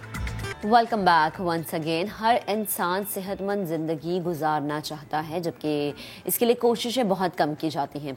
सेहतमंद ज़िंदगी का राज हरी सब्जियों में भी छुपा है। वैसे तो हर सीजनल फ्रूट, सीजनल सब्जी जो होती है आपकी हेल्थ के लिए अच्छी होती है, लेकिन जो ग्रीन वेजिटेबल है उससे क्या क्या फ़ायदे होते हैं, इस पर हमने डॉक्टर राबिया अनवर से बात की थी। आपको ये गुफ्तगू दिखाते हैं। ग्रीन सब्जियाँ जो हैं उसमें जैसे आपने कहा बहुत वैरायटी है, ठीक है। उसमें लीफी वेजिटेबल्स भी आती हैं, जिसमें सारे तरह के साग आ जाते हैं। उसमें कुल्फे का साग भी आता है, उसमें सरसों का, पालक भी आ जाती है, शिमला मिर्च भी आ जाती है, ब्रोकली जो है इतनी अवेलेबल नहीं है लेकिन यहाँ पे है मौजूद, वो भी आ जाती है। फिर करेला आ गया, करेले टिंडे आ जाते हैं। तो ये सारे बीन्स आ जाते हैं, वो जो लंबे बीन्स, फ्राश बीन्स और जो दूसरे बीन्स होती है, फलियां होती हैं, मोगरे होते हैं, सब आ जाते हैं। अच्छा, मुझे बताएं कि आप अगर आप किस तरह की बीमारी में मुब्तला हैं कि जी आपने ग्रीन सब्जियों को अवॉइड कर देना है, ऐसा है कुछ? जी बिल्कुल, कुछ ऐसी वजूहात होती हैं, बीमारियां जिनमें ग्रीन वेजिटेबल्स बेसिकली क्यों उनका मना होता है, जैसे किडनी डिजीजेज हैं। अच्छा, ठीक है, जिसको किडनी फेलियर है तो वो यहाँ डायलिसिस पर है, तो उसको पोटेशियम रिस्ट्रिक्ट हो जाता है, क्योंकि पोटेशियम बॉडी इतना अच्छा हैंडल नहीं कर सकती। जो गुर्दे हैं उस पर ज़्यादा वो फिल्टर आउट नहीं कर सकते, तो पोटेशियम लेवल बढ़ जाता है। तो क्योंकि सारी सब्जियों में बहुत ज़्यादा पोटेशियम, हाई पोटेशियम होती है, नेचुरली सब्जियों में हाई पोटेशियम होता है, तो उस केस में ग्रीन लीफी वेजिटेबल्स हम रिस्ट्रिक्ट करते हैं। जैसे पालक, या वो भी पत्ते वाली, नॉट टिंडे और इस तरह की नहीं, लेकिन लीफी वाली जो ग्रीन वेजिटेबल्स हैं वो हम रिस्ट्रिक्ट कर देते हैं। अच्छा डॉक्टर साहब, मुझे ये बताएं कि कितना ज़रूरी होता है ग्रीन वेजिटेबल्स का इंटेक, क्योंकि हमने देखा कि जब आपको हमेशा सैलेड का कहा जाता है तो सैलेड वाले बॉल में आपके लिए ग्रीन वेजिटेबल ऊपर ग्रीन हमें सारी चीज़ें नजर आ रही होती है, तो कितना ज़रूरी है इनका खाना? हाँ, ये बेचारी थोड़ी ना अंडररेटेड है हमारे मुल्क में, क्योंकि हमारे मुल्क में है, हमारे मुल्क में अच्छी भी मिलती है। हमारे यहाँ ना इसको बोलते हैं घास फूस खा रहे हैं आप लोग, क्या खा रहे हैं, लेकिन आप यू विल बी सरप्राइज्ड, बहुत ही दे आर न्यूट्रिशनली पैक्ड होते हैं। मतलब आप विटामिन सी आजकल कितना पॉपुलर है, आपका जो 100% विटामिन सी है उससे भी डबल इनमें मौजूद होता है अगर आप इनको रॉ कंज्यूम करें। हाँ, अगर पका के कर लेंगे तो विटामिन सी डैमेज हो जाएगा, कुकिंग उसको डैमेज कर देती है। विटामिन के इज वेरी इंपॉर्टेंट, जो कि आपकी ग्रीन लीफी वेजिटेबल्स में होता है, ठीक है, या ग्रीन वेजिटेबल्स में विटामिन के होता है। विटामिन के की बहुत रोल है। एक तो यह है कि वो हमारा ब्लड क्लॉटिंग करता है, जैसे ही जख्म होते हैं उसके भरने में, हेमरेजेस से प्रिवेंट करता है। देन उसको वो आपकी बोन मिनरलाइजेशन में बहुत हेल्प करता है, मतलब आपकी बोन हेल्थ, जितने कैल्शियम जरूरी है उतना विटामिन के भी जरूरी है। तो बोन हेल्थ, आपकी स्ट्रॉन्ग बोन्स के लिए विटामिन के इज वेरी इंपॉर्टेंट। कैल्शियम भी होता है, कैल्शियम के एब्जॉर्प्शन में विटामिन के का रोल होता है, ठीक है। इसके अलावा आपकी जो ब्रेन हेल्थ है, मेमोरी, उसके लिए भी विटामिन के का बहुत बड़ा रोल है। अच्छा, तो इसमें विटामिन, हम इतना इसको सोचते नहीं ना, इसकी तरफ इतनी तवज्जो नहीं देते हैं। जी। तो जिनको डिमेंशिया, वो इस तरह के अल्जाइमर डिजीज होते हैं, बड़े बूढ़ों को, उनको भी अगर रेगुलरली हम ये ग्रीन वेजिटेबल्स या ग्रीन लीफी वेजिटेबल्स इंक्लूड उनकी डाइट में रखें तो उनको काफ़ी हेल्प आउट होता है, मतलब उनके जो ब्रेन हेल्थ है वो सही रहती है। अच्छा डॉक्टर साहब मुझे ये बताएं कि हम अक्सर मैंने ये सुना है, देखा है, घर के बुजुर्ग ये कहते हैं, अब चूँकि वक्त बदल गया, रिसर्चेस के तरीके भी बदले, कि अगर आप यूरिक एसिड बढ़ गया अगर आपका, तो जी आप ग्रीन जो चीज़ें हैं वो खा लें या ग्रीन चीज़ें आप छोड़ दें, ये क्या है? जी देयर वाज अ कॉन्सेप्ट, बल्कि यूजुअली हमारे यहाँ नॉर्मल सोच है, बहुत से हमने देखा डॉक्टर्स हजरात भी पालक वगैरह बंद कर देते हैं। जैसे यूरिक एसिड हाई हुआ, दालें बंद कर दी, पालक बंद कर दिया, गोश्त तो बंद कर ही देते हैं। लेकिन जो लेटेस्ट रिसर्च है वो यही बता रही है कि जो वेजिटेबल सोर्सेज ऑफ प्यूरिन्स होते हैं जो कि यूरिक एसिड बढ़ाते हैं, वो उनका कोई रोल नहीं होता हाइपर यूरेसीमिया में, ठीक है। तो आप इनको ऑफ एंड ऑन, मतलब एक as a part of healthy diet आप ग्रीन वेजिटेबल्स को इंक्लूड कर सकते हैं, तो उसका कोई ऐसा इम्पैक्ट हाइपर यूरेसीमिया पे या यूरिक एसिड रेज करने में नहीं होता जितना कि मीट प्रोडक्ट्स का होता है। मीट या फिर येस्ट, आप हैरान होंगी जो पिज्ज़ा में डला होता है, खमीर है, उसका बड़ा रोल है, या फिर बेकरी आइटम्स है, उससे यूरिक एसिड हाई होता है बहुत ज़्यादा, या फिर ये जो पैक्ड जूसेस होते हैं उसमें जो सिरप, फ्रक्टोज सिरप डला होता है, उससे यूरिक एसिड हाई होता है। लोगों का कॉन्सेप्ट गलत है यूरिक एसिड को लेके। अच्छा डॉक्टर साहब, अगर मैं बात करूं दिल के अमराज से मुतालिक, तो वो लोग जो कि किसी भी दिल के आर्ज़े में मुब्तला है, उनके लिए ग्रीन सब्जियों का इंटेक कितना ज़रूरी है? क्योंकि ज़ाहिर है, अब जैसे आपने कहा कि ग़िज़ाइयत से भरपूर है हमारी ग्रीन सब्जियाँ, जिसके अंदर हर तरह की चीज़ आपको मिल रही है, तो वो उनकी बॉडी के लिए, उनकी हेल्थ के लिए कितना ज़रूरी है? जी बिल्कुल। अच्छा, जो जितनी भी सब्जियाँ हैं, स्पेशली ग्रीन वेजिटेबल्स में कुछ पिगमेंट्स होते हैं जो कि फ्लेवोनॉइड्स कहते हैं, या उनके जो पिगमेंट्स हैं दे आर वेरी बेनिफिशियल। उसके 2-3 उनके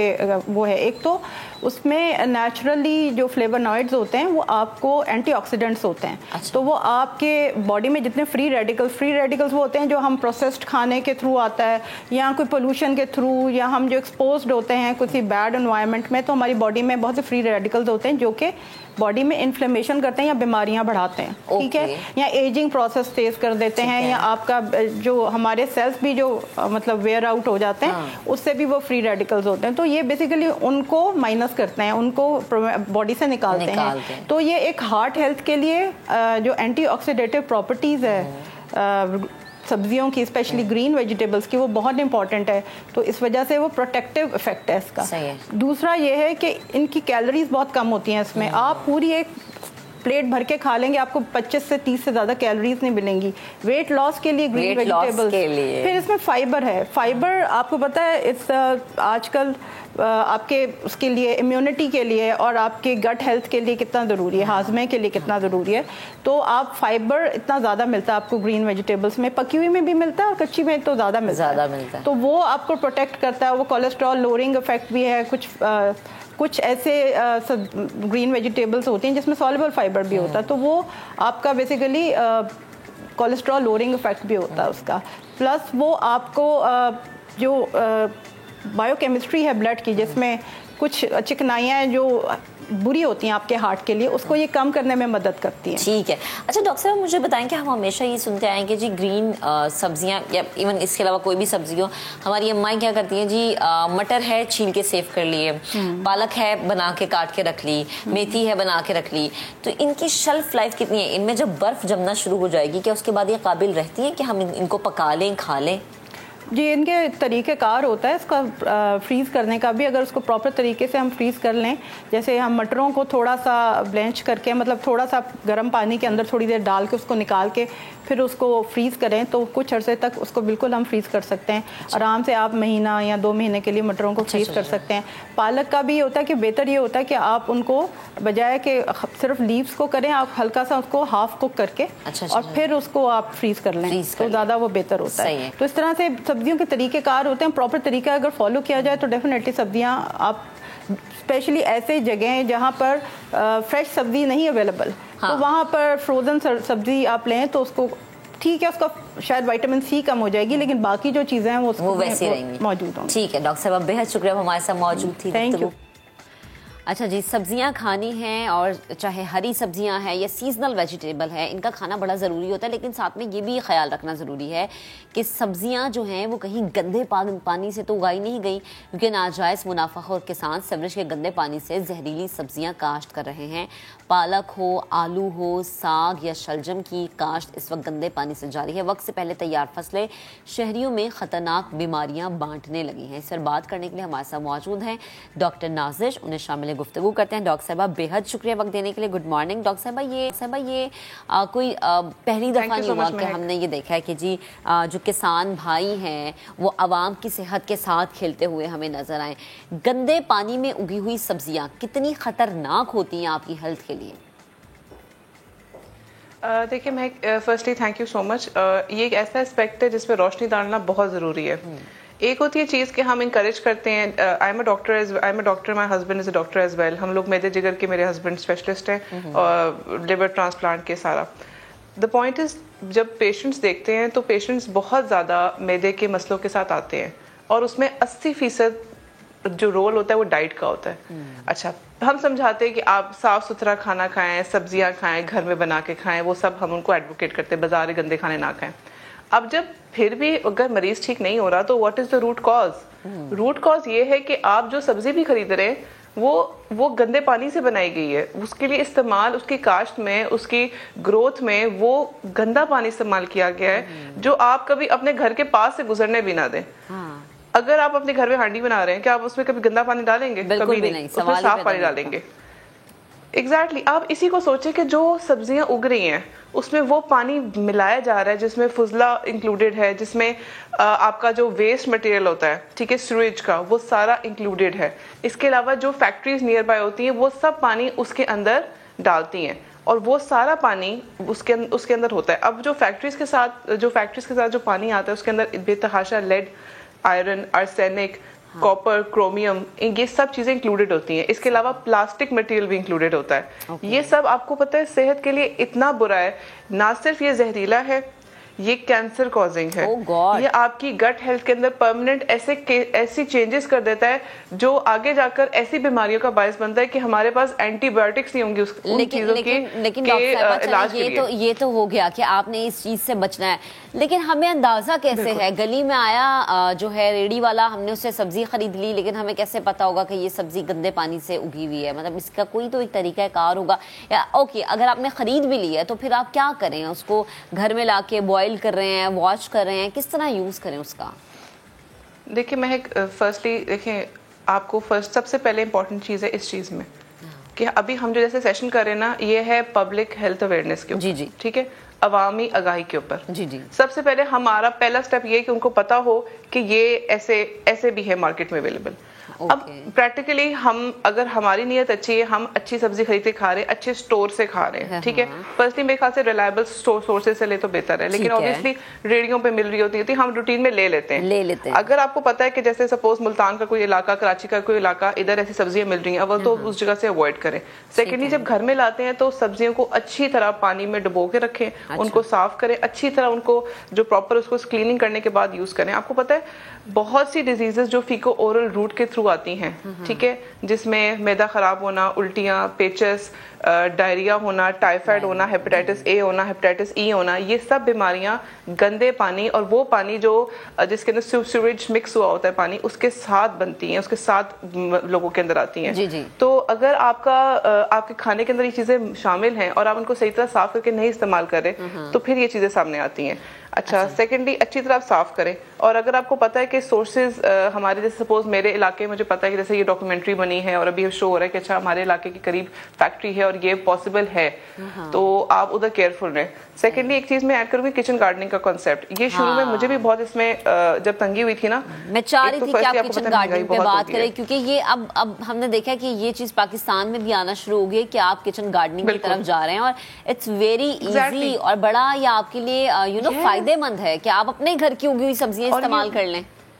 ایگزیکٹلی، بالکل اپنے گھر کی اگی ہوئی سبزی استعمال کریں، صاف ستھری استعمال کریں، پانی اپنی مرضی کا ڈال رہے ہیں، آپ خود وہ سیڈز لے تو سیڈز مہنگے نہیں آتے اتنے، اگر آپ کا ایک ٹائم کی انویسٹمنٹ آپ دیکھیں کتنا عرصہ آپ کو فائدہ ہو رہا ہے، فائدہ ہوتا ہے، بالکل ایسا ہی ہے۔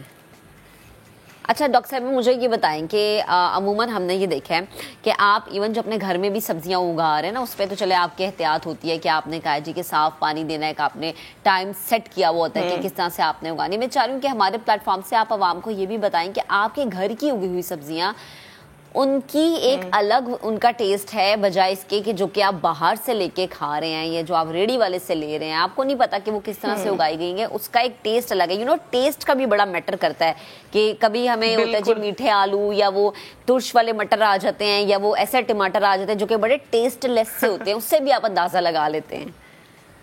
جی مہک آئی ٹوٹلی اگری. مہک ایک وہ کانسیپٹ آپ کو پتا ہے نا، جیسے کہ آپ ایک اسکریچ سے سپوز کوئی چیز خود بناتے ہیں اپنے ہاتھوں سے، اس کا اندر جو آپ کا سارا ایک تو آپ کی محنت ہوتی ہے وہ سامنے ہوتی ہے، اس کے علاوہ بنسبت اس چیز کے جو آپ کہیں سے اٹھا کے لا کے ٹیبل پہ رکھ دیتے ہیں. تو ایک تو یہ دو واضح ڈفرنس ہے کہ آپ کی اس میں اس کھانے میں آپ کی اسکریچ کے ساتھ محنت اس میں شامل ہے. ٹھیک ہے. اس کے علاوہ لٹرلی اب جب سے میں نے گھر میں خود سبزیاں اگانا شروع کی ہیں، گھر میں خود میں نے یہ چیزیں گھر میں ہمارے پالک ہو گئی اور اس کے علاوہ مٹر ہو گیا، آلو ہو گیا اور اس کے علاوہ ہم نے لیمنز ہو گئے، گرینری کی چیزیں مطلب سیلڈس کی چیزیں ہم نے گھر میں لگانا. اس کے علاوہ اور بھی ہیں فروٹس کے بھی لگائے ہیں لیکن ابھی اس کو ٹائم لگے گا آنے میں. یہ جب سے ہم نے لائف میں چینج لے کر آئے تو ٹرسٹ می بہت اچھا صاف لائٹ اور ٹیسٹی کھانا محسوس ہوتا ہے اور ایک واضح ڈفرینس فیل ہوتا ہے کہ یار یہ تو اپنے گھر کا کھانا صاف ہے اور آپ کانشیس بھی نہیں ہوتے. آپ ہیلدی، آپ دیکھیں گندا تیل استعمال نہیں کریں، گھر میں اچھا تیل صاف ستھرا استعمال کریں. بیٹر ہے کہ آلیو آئل یوز کریں اور آپ لائٹ کھانا بنا رہے ہیں، تھوڑے سے تیل میں بنا رہے ہیں، پوری فیملی کے لیے بنا رہے ہیں. ابھی اس سے پہلے جو سیگمنٹ تھا جو گرین سبزیوں کے اوپر تھا، گرین سبزیوں کی اتنے فائدے ہیں کہ ہمارے گھر کی روٹین میں سبزی روز بنتی ہے. ساتھ چکن آلٹرنیٹ ڈے پہ ہو جاتا ہے سبزی کے ساتھ، لیکن سبزی روز ہوتی ہے. یہ ایک فیکٹ ہے. میں یہ بھی آپ کی موجودگی کا فائدہ اٹھاتے ہوئے سوال پوچھنا چاہ رہی ہوں کہ اکثر گھر ایسے ہوتے ہیں جنہوں نے ڈیوائڈ کیا ہوا ہوتا ہے کہ ہفتے میں ایک دن سبزی، 3 دن گوشت، 2 دن دالیں اور 1 دن آپ نے بریانی یا پلاؤ بنا لیا. تو وہ جو 1 دن سبزی والا کانسیپٹ ہے، میں چاہ رہی ہوں کہ تھوڑا سا آپ اویئرنیس لوگوں کو دیں، کیونکہ عموماً ایسا ہوتا ہے جی کہ اب بچے بہت ناخوشی کے ساتھ سبزی کھاتے ہیں. مطلب مائیں تو پریشان ہو جاتی ہیں کہ جی بچوں کو آپ نے سبزی کیسے کھلانی ہے. مطلب میں اپنے بیٹے کو بوائلڈ پوٹیٹو یا پھر میں اگر مٹر بوائل کر لوں یا گاجر بوائل کروں تو میں بڑی مشکل سے اس کا ایک مکسچر بناتی ہوں جو میں اپنے بیٹے کو کھلا رہی ہوتی ہوں. تو یہ آپ پلیز ماؤں کو بھی اویئرنیس دیں کہ بچے کو سبزی کھلانا کتنا ضروری ہے. مہک بچہ سیکھتا ہے جو گھر والوں کو دیکھتا ہے کرتا ہوا، یہ ایک فیکٹ ہے. اگر آپ اپنے سامنے سپوز برگر رکھ رہے ہیں، ٹھیک ہے، بچے کے سامنے آپ کہہ رہے ہیں کہ نہیں تم صرف یہ پلیٹ کھاؤ تمہارے لیے یہ ہیلدی ہے، اور خود آپ برگر کھا رہے ہیں، تو میرے خیال سے بچہ 2 منٹ کہے گا یہ کیا تضاد ہے. ٹھیک ہے. آپ وہ اگر گھر میں روٹین میں سبزی ہی بن رہی ہے، ٹھیک ہے، تو بچہ بھی سبزی ہی کھائے گا. اور آپ اس کو تھوڑا تھوڑا کر کے عادت ڈالیں. دیکھیں عادت بنانے میں نا یہ ایک ریسرچ ہے، ٹیسٹ ڈیولپ کرنے میں بھی نا ٹائم لگتا ہے. 6 ڈیز کنٹینیوسلی اگر آپ بچے کو منہ میں کچھ ڈال رہے ہیں وہ نکال رہے ہیں، دوسرے دن ڈالیں گے وہ نکالے گا، تیسرے دن، چوتھے دن، چھٹے دن کے بعد وہ ایکسپٹ کرنا شروع ہو جائے گا یہ چیز کھانی ہے، یہ امی نے ڈالنی ہے. تو yes it is a research. یہ ہمیں ایک پریکٹس آپ کو ڈیولپ کرنی ہے اپنے گھر میں سبزیاں بنانے کی، سبزیاں پکانے کی. یس بالکل. جیسے ہم گھر میں مائیں بچوں کی سلیپ پہ ایک سائیکل دیکھتے ہیں، ہم دیکھتے ہیں اس کے لیے ملک امپورٹنٹ ہے، اس کے لیے ایگ امپورٹنٹ ہے. آپ کو پتا ہے اس کے لیے سبزی امپورٹنٹ ہے. تھوڑا سا بچوں کے لیے آلٹر کر کے بنا لیں، تھوڑا سا لیس اسپائسی کریں. ذرا روٹین میں بنتا ہے نا تو مسالے روٹین کے ڈالتے ہیں، بچوں کو وہ اسپائسی زیادہ لگتا ہے. ان کے لیے آپ اس کو تھوڑا سا رائس میں مکس کر دیں، اس کو تھوڑا سا روٹی زیادہ لگا لیں، تھوڑا سا کم ڈال دیں سبزی، لیکن ڈالیں اس کی پلیٹ میں پورشن ہو سبزی کا، اس کو پتا ہو کہ کھانا ہے. میں نے اپنی بیٹی کو ایسے سیٹ کیا ہوا ہے کہ شی نوز کے پلیٹ ایمٹی کرنی ہے، ورنہ اس کے بعد نہ صرف ڈانٹ پڑنی، اس کے بعد ماما نے کوئی بات نہیں ماننی. تو اس کو پتا ہے کہ پلیٹ میں جو رکھتی ہے وہ کھانا ہے، وہ کچھ بھی کر کے اچھا ماما کھاتی ہوں کر کے نا وہ ختم کرتی ہے. تو یہ روٹین بنانی پڑتی ہے بچوں کی. اچھا ڈاکٹر صاحبہ مجھے بتائیں کہ ہم مطلب ٹھیک ہے کسان بھائی، مطلب ظاہر سی بات ہے ہمارے بھائی ہیں، ہماری سوسائٹی کا حصہ ہیں، کم وقت میں زیادہ سبزی اگ جائے تاکہ ان کے لیے زیادہ منافع ہو جائے، لیکن کسانوں کے لیے آپ کیا سجیسٹ کریں گی کہ وہ کسی اور طریقے سے یا مطلب گندا پانی استعمال کرنے کے بجائے اکثر ہم دیکھیں سیڈز ایسے آتے ہیں جو کہ دیکھیں یہ جو پانی یوز جی ٹھیک ہے ڈاکٹر صاحبہ سے رابطہ ہم بحال کرنے کی کوشش کریں گے. اور جب ہم بات کرتے ہیں کہ جی سبزیاں، یقین کریں کہ سبزیاں آپ کی باڈی کے لیے انٹیک کے لیے اتنی ضروری ہیں، وہ چاہے پالک ہے، آلو ہے، مٹر ہے، گاجر ہے، مطلب جتنی بھی میں سبزیوں کے نام لے لوں نا وہ کم ہوں گے. لوگ جو ہیں وہ بہت کمپلین کرتے ہیں کہ جی سبزی جو ہے وہ گندے پانی میں اگائی جاتی ہے. اور میں نے ایک بات کی تھی ٹیسٹ کی, کہ ٹیسٹ جو ہے نا اس کا بڑا فرق آ جاتا ہے. مطلب کہ اگر آپ لاہور یا کراچی کے ٹیسٹ کو ذرا ڈفرینس رکھیں نا, تو لاہور کا جو آلو اور جو لاہور کی ڈفرینٹ سبزی ہیں اس کا ٹیسٹ, اور جو یہاں کے آلو اور ڈفرینٹ سبزی ہیں ان کے ٹیسٹ میں زمین آسمان کا فرق آتا ہے. سو ٹیسٹ ایک بہت میٹر کرتا ہے. پھر آپ کی ہیلتھ کس طرح اس کی وجہ سے افیکٹ ہوتی ہے, یہ ایک بہت چیز میٹر کرتی ہے. بٹ پھر وہی بات آگے. اچھا, ڈاکٹر نازش سے ہماری جو ہے وہ ہمارا رابطہ بحال ہو چکا ہے, لیکن ان سے ہم بات کریں گے ایک بریک کے بعد. بریک کے بعد ڈاکٹر صاحبہ ہمارے ساتھ موجود ہوں گی. ساتھ رہیے گا, دیکھتے رہیے گا سما. ویلکم بیک جی.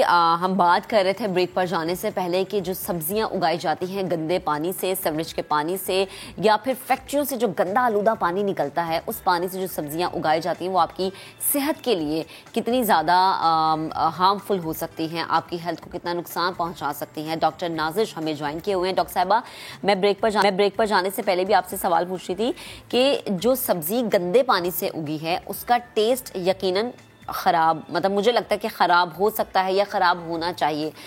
تو گندے پانی سے اگی ہوئی سبزی کیا ہمیں گلی سڑی نظر نہیں آئے گی؟ کیونکہ ظاہر ہے ایک صاف پانی کی الگ افادیت ہوتی ہے, اس کے اندر ایک الگ اچھے منرلز ہوتے ہیں. گندا پانی ایک الگ چیز ہے, تو اس سے سبزی کیا واقعی صحیح طریقے سے اگتی ہے؟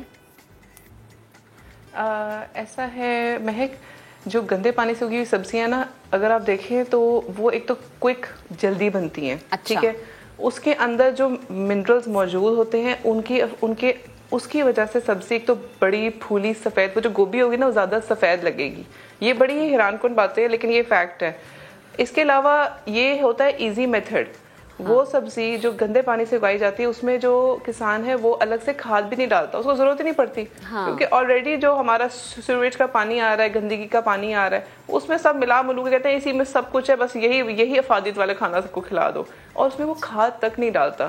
اگر ایک سبزی کا گروئنگ ٹائم مہینہ ہے, وہ 2 ہفتے بنتی ہے, وہ 2 ہفتے کے اندر اس کو بیچ کے مارکیٹ میں نیو سبزی کی تیاری شروع کر دیتے ہیں. اچھا, تو ان کا تو اس میں بہت فائدہ ہے. تو یہ چیز ہے کہ یہ وہ سبزی کا فرق فیل کرنا بہت مشکل ہے. اچھا, یعنی چند چیزیں خیال میں ہمیں رکھنی ہے. ایک تو یہ کہ جو جلدی پک جائے, یہ زیادہ پھولی ہوئی نا, جیسے ہمیں چکن اکثر ایسا ملتا ہے جو کہ مرغیوں کو انجیکشن دیے جاتے ہیں اور اس کے بعد وہ چکن آتا ہے. فارمی مرغیاں ہوتی ہیں, بڑی بڑی ہوتی ہیں. ایون ہم باہر کے ممالک میں بھی دیکھتے ہیں کچھ چیزیں ایسی ہوتی ہیں جو کہ نیچرل نہیں ہوتی لیکن انہیں نیچرل بنا دیا جاتا ہے, کچھ پھل ایسے ہوتے ہیں.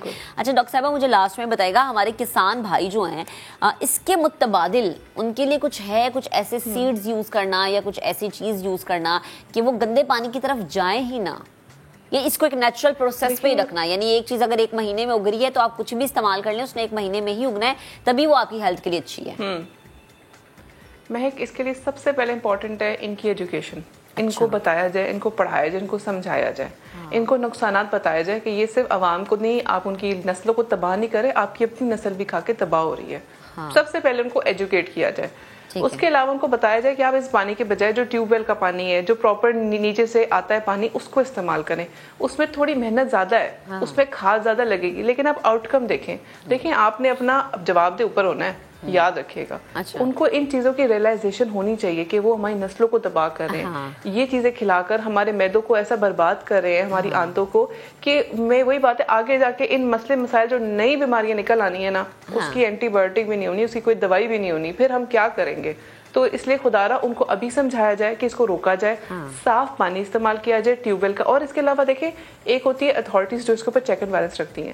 وقتی جب کوئی اتھارٹی چیک کرنے آتی ہے نا, وہ ٹھیک ہو جاتی ہوں بالکل, لیکن جب تک ایک اتھارٹی کو بتاؤ میں نے ہفتے میں 3 دفعہ وزٹ کرنا ہے, میں نے مہینے میں 3 دفعہ وزٹ کرنا ہے, یہ وزٹ انٹر ہونا چاہیے, اس کی کوالٹی ایشورنس سیل ہونے چاہیے. بالکل, یہ پانی تھا, اس کو میں چیک کراؤں.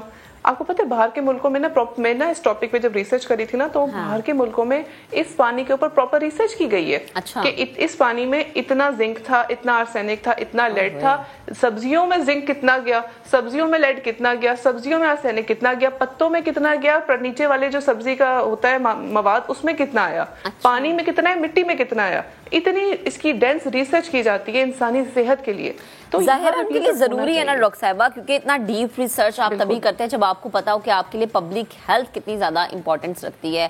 یہاں پر شاید ہمارے کسان بھائیوں کا بھی قصور نہیں ہے, کیونکہ نہ تو انہیں اویئرنیس دی جاتی ہے, نہ انہیں پراپر طریقے سے ایجوکیٹ کیا جاتا ہے, اور پھر نہ ہی کوئی چیک اینڈ بیلنس والا یہاں پر سسٹم ہے. اگر چیک اینڈ بیلنس ہوگا, انہیں ایجوکیٹ کیا جائے گا, اویئرنیس ہوگی, اور نہ ہی ان کے اوپر اتنا پریشر اگر نہیں ڈالا جائے گا, تو یقیناً وہ بھی ایک غلط راستہ کیوں چوز کریں گے.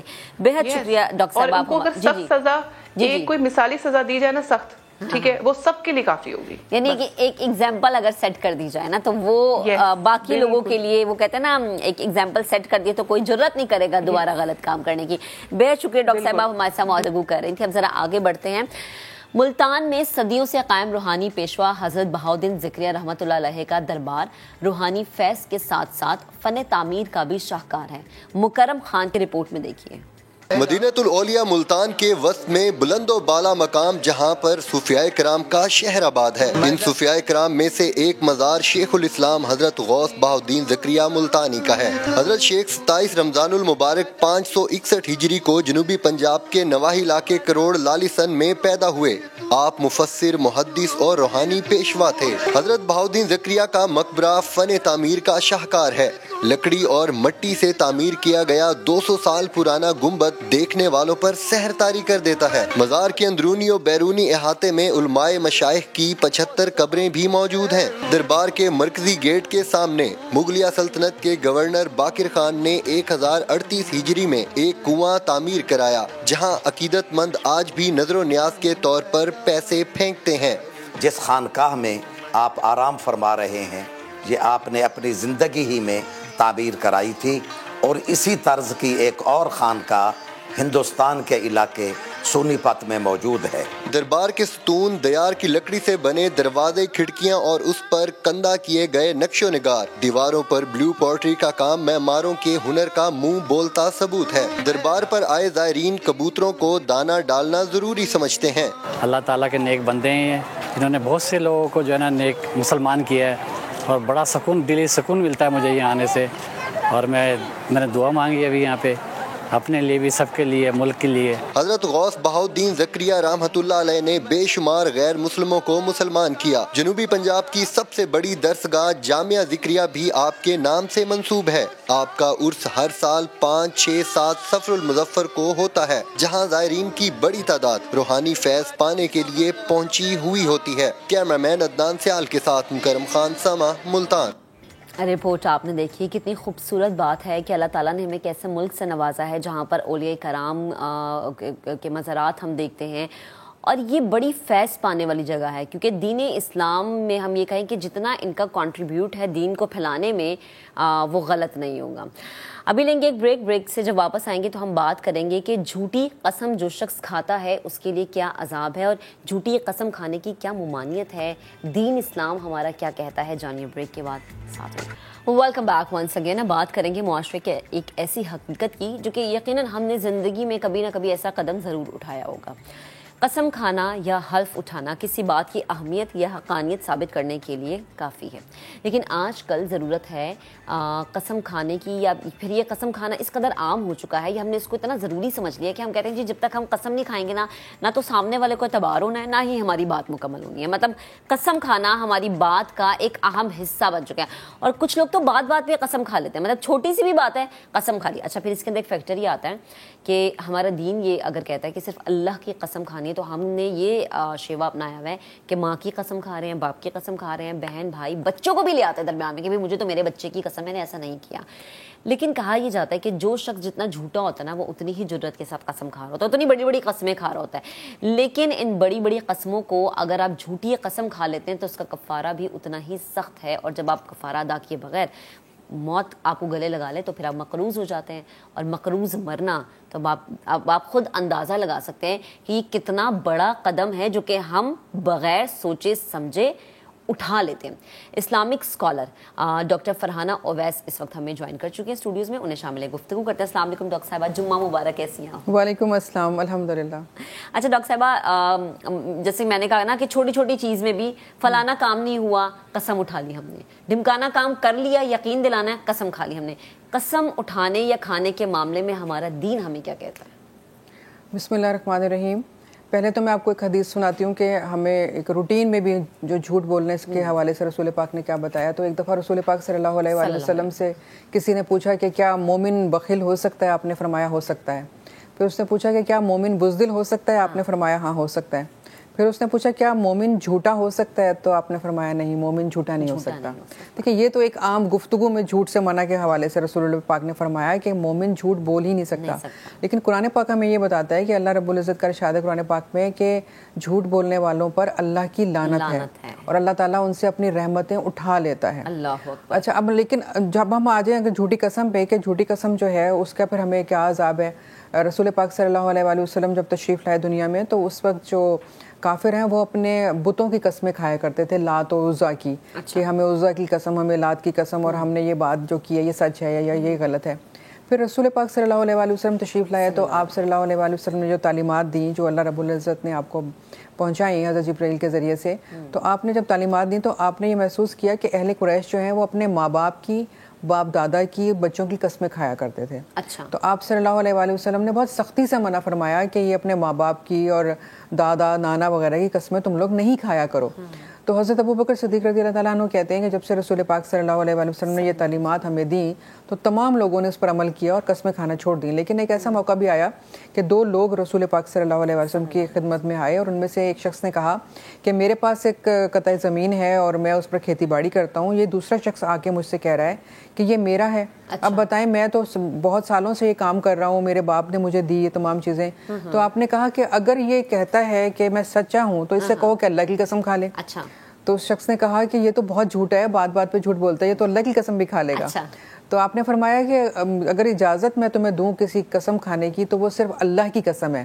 وہ بھی اپنی بات میں وزن کو بڑھانے کے لیے کہ جو میں کہہ رہا ہوں وہ سچ ہے. کیونکہ جب آپ اللہ کی قسم کھاتے ہیں نا پھر آپ اللہ کو جو ہے وہ گواہ بنا لیتے ہیں اور پھر اللہ ہی اس کا حساب لے گا کہ جی تم نے میرے نام کی قسم کھائی ہے تو میں ہی تمہیں حساب لوں گا. تو گویا ہمیں رسول پاک نے اللہ کے علاوہ باقی قسموں سے روکا اور ویسے ہی ہمیں یہ تعلیمات دی کہ تم نہ تو جھوٹ بولو نہ جھوٹی قسم کھاؤ. اچھا پھر اب جو جھوٹی قسم کھاتے ہیں پھر اس کا عذاب بھی ہے. ایک تو سب سے پہلے اللہ کے لعنت فرمائی، پھر اللہ رب العزت نے اس کے علاوہ رحمت اٹھا لی اس شخص سے. پھر قرآن پاک میں اس کی جو تفصیل ملتی ہے وہ ہے سورہ مائدہ میں آیت نمبر 89 میں، اور اللہ تعالیٰ نے اس میں فرمایا کہ جو تم لغو قسمیں کھاتے ہو بات بات پہ اس پہ اللہ تعالیٰ تمہارا مواخذہ نہیں کرتا، لیکن جب تم کوئی پکی قسم کھاتے ہو تو اللہ تعالیٰ اس پہ تمہارا مواخذہ کرے گا اور اگر تم اس کا کفارہ ادا نہیں کرو گے. اب پہلے تو ہم یہ سمجھ لیں کہ وہ لغو قسمیں کیا ہیں. جیسے میں نے کوئی بھی بات کی اور میں کہوں نہیں قسم سے میں سچ بول رہی ہوں، قسم سے میں ٹھیک کہہ رہی ہوں. اب اس میں آپ نے کسی کا نام نہیں لیا لیکن قسم آپ کہہ رہے ہیں، یہ ایک لغو قسم کی قسم ہو گئی، اس پہ مواخذہ نہیں ہے. لیکن اب ایک دکاندار ہے اور وہ کہہ رہا ہے کہ نہیں اللہ کی قسم یہ مال بالکل صحیح ہے، بہترین ہے اور اس کی یہی قیمت ہے جو میں بتا رہا ہوں اور اس میں کوئی نقص بھی نہیں ہے، لیکن وہ جھوٹی قسم کھا رہا ہے اپنا مال بیچنے کے لیے. یہ ہو گیا گناہ کبیرہ اور اس پر توبہ جو ہے وہ واجب ہو گئی ہے کہ وہ توبہ کرے اور اللہ تعالیٰ سے معافی مانگے، اس نے گناہ کیا ہے. تو تین قسمیں، ایک تو لغو ہے، ایک یہ غموز کہلاتی ہے جس میں آپ جھوٹی قسم کھاتے ہیں اور اپنا مال بیچ دیا یا کوئی بات کو منوانے کے لیے. تیسری ہے منعقدہ یعنی کہ جس پہ آپ کو کفارہ دینا ہی دینا ہے، اور اس میں یہ کہ جیسے آپ نے کہا قسم اللہ کی میں فلاں شخص سے ساری زندگی بات نہیں کروں گا. اچھا آپ نے قسم کھا لی لیکن کچھ عرصے کے بعد آپ کو بات کرنی پڑ گئی. اب آپ کیا کریں گے؟ اب اللہ تعالیٰ نے سورہ مائدہ میں بتایا کہ تمہیں اس طرح کی اگر تم قسم کھاتے ہو اس کو پکی قسم کہیں گے. آپ نے اللہ کے نام پر پکی قسم کھا لی اور آپ نے کہا میں ساری زندگی یہ کام نہیں کروں گا. قسم آپ کو توڑنی پڑ گئی یا آپ نے کسی وجہ سے توڑ دی تو اس کا کفارہ قرآن میں ہی بتایا سورہ مائدہ میں کہ پھر آپ 10 مسکینوں کو کھانا کھلائیں یا پھر 10 مسکینوں کو کپڑا دیں یا کسی غلام کو آزاد کریں. اب غلام تو آج کل ہوتے نہیں ہیں.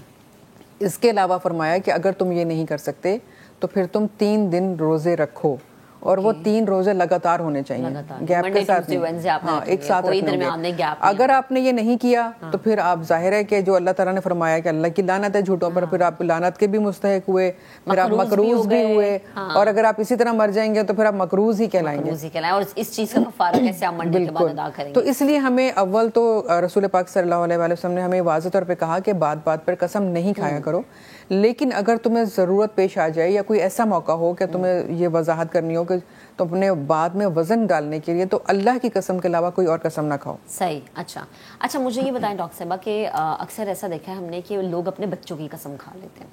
اچھا عموماً ہماری سوسائٹی میں ہوتا ہے بچے کی آپ نے قسم کھا لی, آپ نے جھوٹی قسم کھا لی, لیکن بچہ آپ کا بیمار ہو گیا یا بچے کے ساتھ کوئی مسئلہ ہو گیا تو کہتے ہیں دیکھا جھوٹی قسم کھائی تھی نا, وہ بچے پہ چیز آ گئی. یہ کیا آپ وہ ہے سوچ؟ دیکھیں میں نے پہلے بھی کہا نا, جب رسول پاک صلی اللہ علیہ وسلم کے دور میں جب لوگ جو تھے وہ اپنے باپ دادا کی اور اپنے رشتوں کی قسمیں کھایا کرتے تھے. ماں کی قسم بہت کھا لیتے تھے اور باپ دادا کے نام لے کر. ابھی بھی کھاتے ہیں ماں کی قسم, ابھی بھی کھائی جاتی ہے. دیکھیں جو غلط قسم کھا رہا ہے ظاہر ہے کہ عذاب تو اسی کے اوپر ہے نا, ان لوگوں پر تو نہیں ہے جس کی قسم اس نے کھائی ہے, ان پر تو عذاب نہیں ہے, لیکن اس کو بہرحال توبہ کرنی چاہیے. توبہ واجب ہو جاتی ہے اس طرح کی جھوٹی قسمیں کھانے پر. ہمیں کسی بھی رشتے کی قسم نہیں کھانی چاہیے. ہمیں اللہ تعالیٰ نے, رسول پاک نے منع فرمایا ہے. ہم اپنی ماؤں کی یا اپنے بچوں کی قسمیں کھاتے ہیں, ہمیں کوئی اس سے کوئی تعلق نہیں ہے دین میں اس کا.